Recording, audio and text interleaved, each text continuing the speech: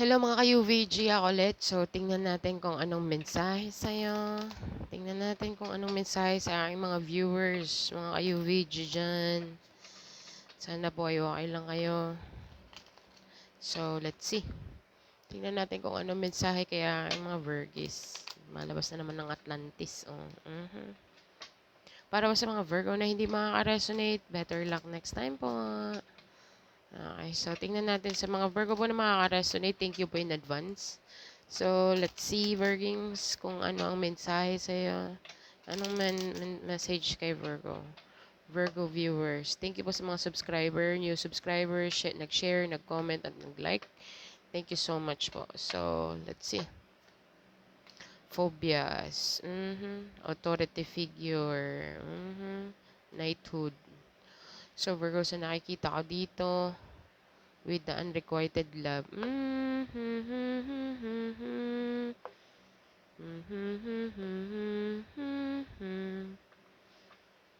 So, sa nakikita ko dito, Virgo, there is something here na di ko alam kung ikaw ang nagbigay ng phobia sa taong to or maybe ikaw ang may phobia na. Okay. Parang may nakikita ko dito na taste of your own medicine kind of thing. Okay. So, that is definitely parang merong tables have turned. Meron akong nakikitang the ball is on your court. Binaliktad mo ang ano dito. Binaliktad mo dito ang sitwasyon, Virgo. That is what I'm getting here. So, dahil sa ginawa mo, may nagkaroon ng phobia na. Okay. So, ang ginagawa na lang ngayon ng taong to, or maybe ikaw, is not being attached. Hinihintay niya yung person na maging attached. Okay. So, that is definitely a toxic one. Hindi ko alam kung magiging attitude mo yan or attitude mo na yan or maybe someone around you naging attitude niya na dahil sa phobia. Hindi ko alam kung ikaw ang nagbigay ng phobia sa kanya, Virgings. Okay. Authority figure, Virgo. We'll see. Tsaka knighthood. So, nakikita ko dito, Virgo. Parang feeling ko ikaw ang nanghusga dito eh. Parang at the end of the situation, at the end of the day, ikaw dito ang ano. Ikaw dito ang huling order in the court. Pugs, pugs. Nothing but truth. Nothing but the truth, but also the truth. Ay, Bergings. Yun ang nakikita ko dito. Ikaw na ngayon ang nasa, ano, ikaw na ngayon ang may hawak ng, ano, final judgment ng sitwasyon dito. Siguro sa piling ng taong to is naisahan ka niya, but I don't think so. At the end of the day, na-realize niya siya tuloy ang nagkaroon ng phobia. Okay. Yun ang nakikita ko dito. Or maybe this is you, as I said, either way, Bergings. So, I think being a knighthood, there is a mission there. I think mission accomplished ka dito sa taong to. I think nagawa mo irreversible. Yung pinoproject niya sa'yo is naibalik mo sa kanya ng tenfold. So, okay. So, feeling unworthy ang person na to. Feeling hindi deserve. Okay. Every time na para bagang feeling niya sa sarili niya, one-sided lang. So, it's much better na hindi na magka-relationship. Siguro naiisip nitong taong to, mas it's better na maging fling-fling na lang kasi sa ginawa sa akin ni Virgo, that is definitely mentally, emotionally damaging. Virgo, yun ang nakikita ko. Basta meron ditong nagka-phobia, hindi inaasahan ng person na to, siguro ang akala niya one-sided, but at the end of the day, nung nagkaroon ka ng authorization ng huhusgahan mo ng sitwasyon like para bagang god damn. Akala niya siguro na isahan ka niya.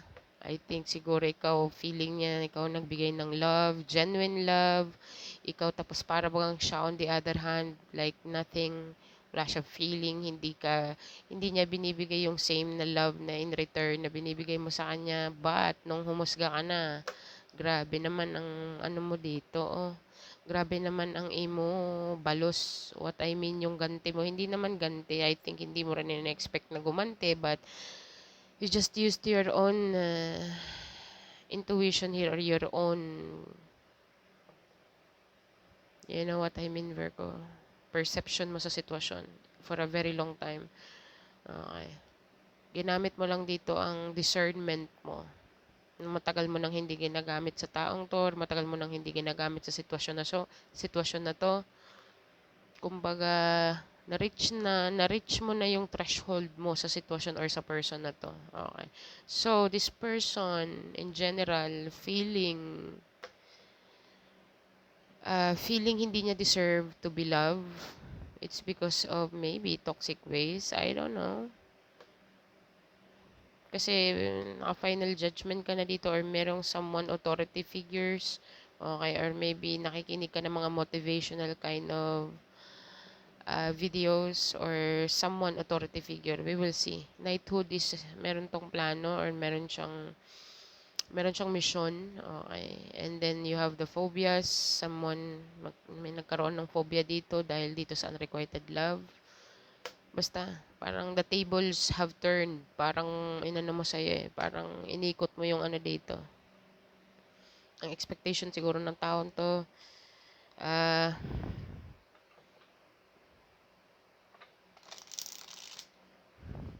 ang expected siguro niya magbe-beg ka or something. But in return, you didn't come back. Come back! Da da da da.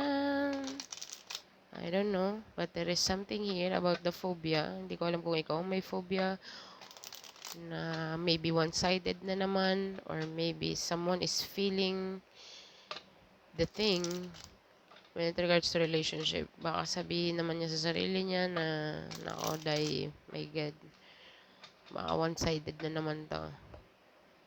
Okay, so let's see. Clarify the phobia. Temperance card, okay. Ace of Cups, definitely in love. Merong nagka-phobia dito, Virgo. I think,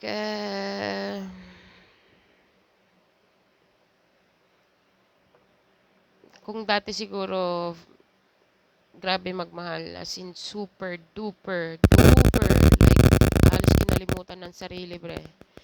Pero ngayon, it's not gonna happen with the Temperance card. Okay, very balanced ka na dito, or maybe someone around you, or maybe the person that you are connecting with. Hindi na siya magbibigay, or hindi ka na magbibigay ng fully, ano dito, yung buong pag-ibig mo, or buong emotion mo, or buong yung parang halos kinalimutan mo na yung sarili mo. It's not gonna happen anymore. Kasi very balanced ka na dito. Ang strategy mo dito is tiptoeing ka na. Ihahatiin mo na yung cups dito. Lalagay ka sa sarili mo, and then to the person who deserve. Pero not that much. Okay, control mo pa rin. Kung dati is lover ka, as in like to the max. Hopeless romantic na sinasabi, or I don't know kung anong love language mo, Virgo. But at the same time, it's not gonna happen anymore kasi meron kang phobia dito, or maybe this is not you, maybe the person around you, or the person that you are connecting with. Tiptoeing na lang every time na get into relationship, tiptoeing. Everything, like career. Kung workaholic ka dati, I think you will think about yourself more. Okay, Virgo, ibabalance mo dito ang dapat na ibalance. Hindi na mag-over dito kasi may phobia na. Kung sino man yan, effort, time, energy, resources, in general. Hindi na ganun ka all out na parang wala nang bukas. This time around, parang maiisip mo dito na kailangan ko ng something para sa sarili ko, or baka the person that you're connecting with, naisip niya na hindi siya mag-fully commit into the situation, like tiptoeing lang din siya. Okay. So, I don't know. Let's see with the Ace of Wands. Okay, with the Four of Pentacles. So, sa nakikita ko dito, Virgo, with the Ace of Wands and the Four of Pentacles, you are still holding on. Talagang imi-make sure mo na magbibigay ka sa sarili mo, magsisave ka para sa sarili mo, resources man yan, or emotion man yan, or pagmamahal man yan, or pera man yan. I think kung hindi ka nagkikip before kasi all out ka, napaka-giver mo, isusubo mo na lang, ibibigay mo pa. Like, it's not gonna happen anymore. Depends on the person. Okay. Depends on the person kung deserve niya. Pero kung hindi niya deserve, Okay, this is my greedy card. Not in a bad way. Depende sa clarification niya. Okay. With the Four of Pentacles, this is my saving card also. Okay, so Virgo, sa nakikita ko dito, I think you're going to balance things out. Kasi out of phobia. Hindi ko alam as I said either way. Maybe ikaw or the person that you're connecting with. So it's very clear here, Virgo, na you are going to balance your passion and your emotion and your finances with yourself, half, half, half, or maybe depends if deserve nga ng person, okay. But you are capable. Capable kang, alam mo kung anong worth mo dito, Virgo. So, you're not going to take for granted it. Parang, hindi mo iti-take for granted yung sarili mo dito. Okay.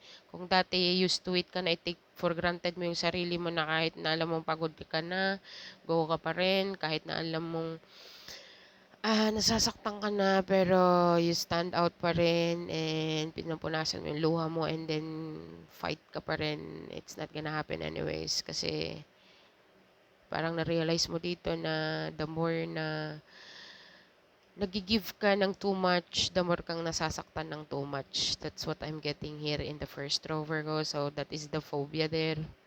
Okay. So natutunan mong magkaroon ng balance dito. Okay. Yun ang nakikita ko dito sa first row. Second row, please. Clarify the authority figure. Authority figure. Authority figure. Clarify the authority figure. For my Virgo, please. The Star card, definitely. Five of Cups. And the Seven of Cups to the Three of Swords. Ang galing naman. Ikaw nga talaga dito ang humusga. Ikaw ang authority figure dito. Ikaw ang nag-ano dito, Virgo. Ikaw ang umano ng mitya dito. And that's the truth with the Ace of Swords. Very clear. Clarity. Virgo, ikaw ang nagbigay ng clarity. Ikaw ang nagbigay ng clarity sa situation. Even though the another person siguro maybe, hindi ko alam, maybe both parties are very heartbroken sa mga decision making na ginawa mo, Virgo. I think nag-operate ka lang regarding sa phobia mo. Okay, kaya ka nakapag-desisyon na ang bilis. Like, nakapag-desisyon ka ng ang harsh decision. Siguro para sa kanila, pero para sa iyo, smooth lang kasi, okay, you are thinking about yourself here in the future or basta yun ang nakikita ko dito. Parang feeling ko, mas priority mo, mas inisip mo ang sarili mo dito kaysa sa sitwasyon. I think, ipinaglaban mo na to ng matagal na, medyo matagal na. Okay. What I mean is, kailangan mong humusga. Okay. With the star card is being here, this is definitely a healing. Okay. Healing or hoping. Okay. Hoping na time heals. Okay, Virgo. So, what I mean is, Um, may mga situation na hindi mo matanggap pero kailangan mong tanggapin. Hindi ko alam kung ikaw ang kinakausap ko or the person that you're connecting with. Kung okay ka naman emotionally, Virgo, and you are letting go all of the heartbreaks, all of the sakit ng loob. Kung nag-release ka naman na, this is definitely not your energy, Virgo. Okay, this is someone ah, connected sa'yo. Nagkaroon ka dito ng final judgment eh. Kumbaga, di ba pag ang judge nag ng pug, ibig sabihin that is the real thing. Yun na ang last, mo, final judgment. Pag pinokpok na tong pokpokan, Virgo, tong pokpokan, Virgo. Order in the court. Yun ang nakikita ko dito, nagkaroon ka ng judgment dito and then another person is really heartbroken, very sad, very confused at the same time. Still hoping, still hoping maybe you will change your mind, but out of phobia, Virgo, I don't think so. Okay. Ikaw ang nagkaroon dito ng may mission ka dito eh. May kailangan ka ditong i-decipher. Okay. Pagdating sa sarili mo. Okay. Marami ka ng experiences talagang pag sinabi mong phobia, kumbaga, my God, may imagine mo ng worst case scenario ng situation. Parang nakikita mo na parang, masasabi mo sa sarili mo, I've been there, I've done that like 1,000 times. So, please, please, please, wag ako.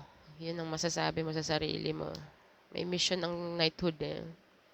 Okay, you've been through battles, back and forth. Okay, now you are judging the situation here, Virgo. Ikaw ang authority figure dito. There is definitely someone is confused and still hoping. Nangangarap pa rin or nagwi-wish upon the star pa rin siya na you will come back around or the situation will back to normal or maybe in the future you will cross paths again and as I said, time heals. So what I mean, oras lang ang makakapagsabi but this another person is very confused regarding sa mga judgment mo or regarding sa mga decision making mo. Hilong-hilo siya pre. Okay. Kasi hindi ka naman siguro magkakaroon ng phobia dito if nasa magandang sitwasyon ka. Okay. But nagkaroon ka dito ng authority to judge the situation. So, hinusgahan mo ng sitwasyon that is close, fully close. Baka case close na sa'yo yan. But to the another person is very confusing, still hoping na maayos ulit. But that is the truth. You speak your truth already. Okay. Sinabi mo na kung anong katotohanan mo dito, anong side mo, in-explain mo na, and parang nagbigay ka na dito with the unrequited love at the bottom of the deck. This is one-sided, this is bullshit, this is garbage or rubbish. I don't know. Hindi ko naman sinabing nagsalita ka ng mga masasamang salita, pero in your back of your mind, ang situation na to is like, not beneficial at all, like, for the long term, for the long run. So, hinusgahan mo na. Ikaw na mismo nanghusga dito. Ikaw nang naghusga para sa kanya. Okay. Or para sa mga taong to, or pamilya man yan, kapatid man yan, lover man yan, career man yan, ikaw nang nagdesisyon dito. Kasi I think, sasabi ko nga, susubo mo na lang, bibigay mo pa, not at all. Kasi meron ditong unrequited love, parang lagi kang naiisip mo, take for granted ka lagi. The moment na ginagawa mo yung over-giving, over-loving, basta over, lahat ng over. Ganun kayo, wala tayong magagawa. Kasi doon na natitrigger yung abusive mode ng taong connected sa'yo. Kapag ka nakikita niya na overly giving ka, overly kasi gano'n lang naman mag-care ang mga Virgings. Kung wala pa kayong mga Virgo sa buhay nyo, kumuha na kayo ng isa. What the freak? Hindi nyo pagsisisihan, pero pagsisisihan nyo pa rin sa uli. Bahala na kayo kung magigets nyo yung sinabi ko. Hopefully. So, yun ang nakikita ko dito. Virgo, sa authority figure, hinusgahan mo na yung isang tao dito or the person around you or career or ano, still hoping na mag-heal pa rin. Back to normal ang situation. Okay. But I don't think so. Confused kasi siya, hindi niya alam kung may mangyayari pa in the future or magkukross pa rin ang landas nyo in the future. It's very heartbreaking. Heartbreak, it's a heartbreak. Nothing but a heartache. Knighthood, Virgo. Let's see. Knighthood. Oh, okay. Okay. Let's see. King of Wands to the Seven of Wands. So, Virgo. Sa nakikita ko dito, Virgo, with the Knighthood. Okay. Actually, pinag-isipan mo rin to. Pinag-isipan mo rin na pinag-isipan mo na maraming beses itong magiging mission mo, Virgo. Okay. With the Queen of Swords, magiging Queen of Swords to the King of Wands. So, Virgo, sa nakikita ko dito, you are very wise. So, regarding sa experience mo, okay, Virgo, Knighthood. Pinag-isipan mo to, Virgo, bago mo sabihin, okay, na-obsess ka dito like those nights na hindi ka natulog, overthinking the situation.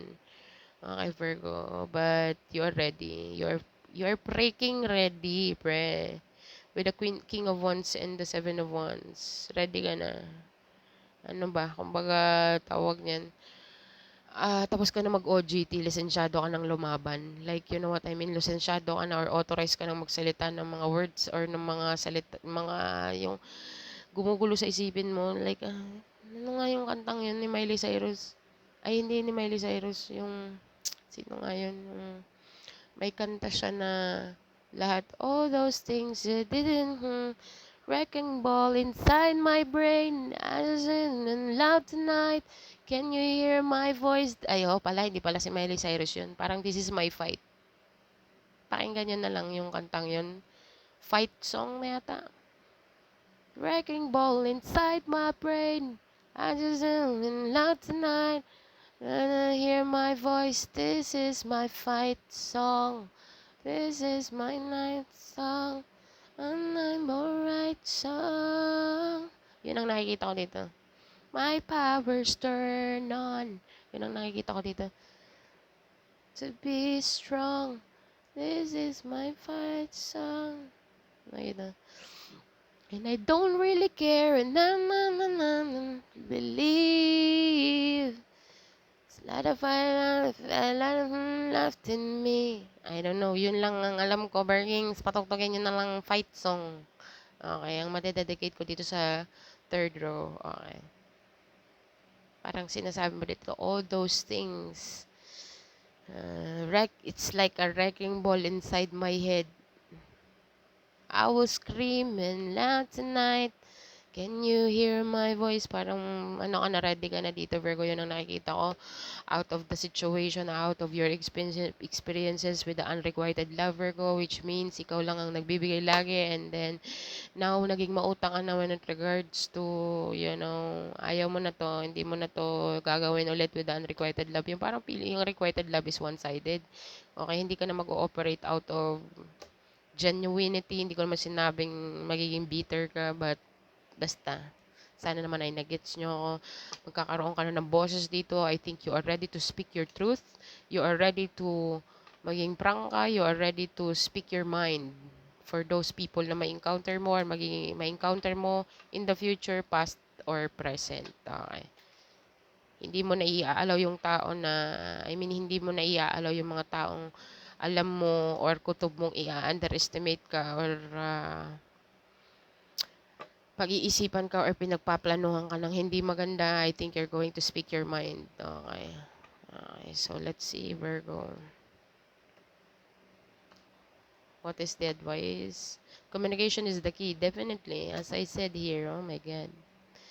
It makes sense, Virgo. You're ready to speak your truth even if your voice is shaking. Kahit na nanginginig ang boses mo, kailangan mo magsalita. Communication is the key. I think ikaw nga talaga ng husga dito. And the another person is just like still hoping. In your dream, pre. Hindi ikaw. Crosswatcher, I'm sorry, pero take how it's resonate. Either way, take time to breathe out, Virgo, and you're good enough. Definitely.